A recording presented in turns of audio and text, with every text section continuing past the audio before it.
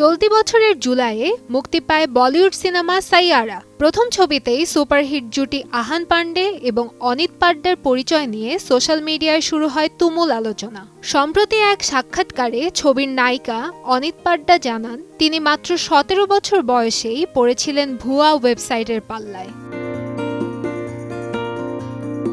সিনে দুনিয়ার সন্তান না হলে বলিউডে নিজের অবস্থান তৈরি বেশ কঠিন বলে মত অনেকের। বহিরাগতদের হন্যে হয়ে খুঁজতে হয় কাজ, আর এমন কঠিন পরিস্থিতির শিকার হয়েছেন অনিত।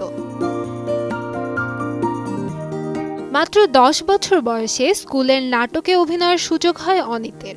স্বপ্ন ছিল অভিনেত্রী হবেন, কিন্তু পরিবার বা বন্ধুর কাছ থেকে তেমন উৎসাহ না পাওয়ায় আত্মবিশ্বাস হারিয়ে স্বপ্ন দেখাও ছেড়ে দিয়েছিলেন তিনি।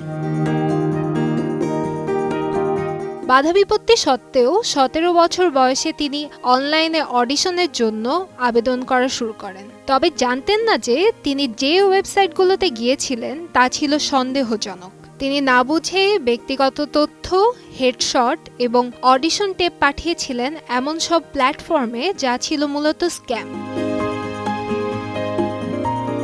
ভুয়া ওয়েবসাইটের পাশাপাশি একাধিক প্রতিষ্ঠিত প্রযোজনা সংস্থাতেও নিজের বায়োডাটা পাঠিয়েছিলেন অনিত, কিন্তু পাননি তার আশানুরূপ ফল। তবু শেষ পর্যন্ত সেই অস্বস্তিকর অডিও টেপ এবং একের পর এক প্রত্যাখ্যানই তৈরি করে দিয়েছে তার বড় সাফল্যের পথ বলে মনে করেন জনপ্রিয় এই অভিনেত্রী।